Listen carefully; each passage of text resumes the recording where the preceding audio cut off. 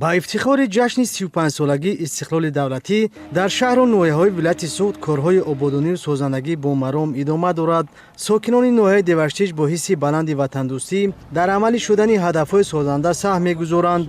تعمیر و منفعش گردیدن راه‌های ماشینگرد، کوچه‌های داخلی محل از تدبیرهای آبادانی به شمار رفته در همه جماعت و شهرک نوحه به نظر می‌رسد.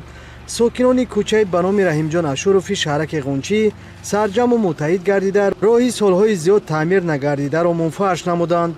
با مناسبت روز وحدت ملی با مناسبت 35 سالگی استقلالیت جمهوری تاجیکستان تصمیم گرفتیم که کوچه خودمان را از حساب شخصان سخاوت پیشه و شخصانی که تشبسکار یا مبلغ جمع نموده کوچه که بین دو دهه قلچه رئیس و شهرک غنچی را می پیوندد منفعش نمودیم.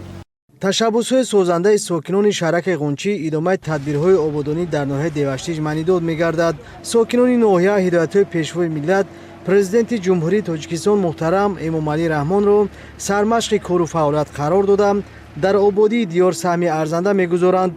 ساکنان میگویند که آبادی وطن از محل زیست سرچشمه میگیرد و مردم باید در چنین عملهای سازنده حصه خود را گذاشته رسالت فرزندی خود را به جا آورند. 30 سال باز همین راه منفعش نبود. من حاضر با دستگیری همین استقامت کننده‌های محل یک جایگی دستگیری کردن همین ماه را زیاده از 1 کیلومتر منفعش کرد.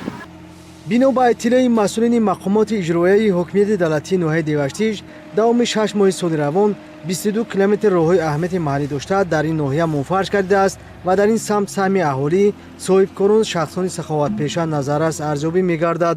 گفته می‌شود که کارهای تعمیر و منفعش کنی راه و کوچه‌ها در ناحیه ادامه دارد و 10 کیلومتر دیگر پورا منفعش کرده می‌شود.